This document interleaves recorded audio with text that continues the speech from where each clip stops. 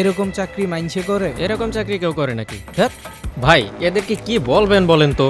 তোদের অফিসে চাকরি করতাম না মিয়া, খালি মাথার উপর ফ্যামিলির প্যারা আছে দিকে গুলাগুর অফিসে টিকা আছি, নাইলে ওর মুখে থুতু দিয়া কবে চলে যাইতাম। এই একটু আস্তে, নতুনরা আছে। সরি ভাই, It's okay. আমিও সেলস ডিপার্টমেন্টে আছি। আমার নাম শান্তনুদেব বাবন। ভাই বাবন। ভাই আমি শাওন। ভাই আমরা যে এক মার্কেট থেকে আরেক মার্কেটে যাতায়াত করব, এই যাতায়াত ভাড়া কে দেবে? আরে বাছা, এ তো দেখি কিছুই জানে না। নিজের পকেটের টাকা দিয়ে এই 1 মাস চলতে হবে। পরের মাসে বেতন পাইলে ওই টাকা থেকে এই টাকা নিতে হবে। শোনো ভাই, সোজা বাংলায় এই তোমাদের সবার টাকা কোম্পানিকে 1 মাসের জন্য লোনে দিচ্ছ, এবং পরবর্তী মাসে যখন বেতন পাবা তখন সেই লোনের টাকা কোম্পানি আবার তোমাকে চুকিয়ে দিবে, এবং পরবর্তী মাস আবার এইভাবে চলবা।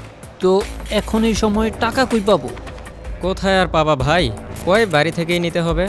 এখানে যাদের দেখছো সবার অবস্থা একই।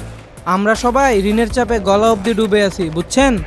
ভাইরে, দুনিয়ায় যারা অভিশপ্ত কেবল তারাই আসে এই চাকরি করতে।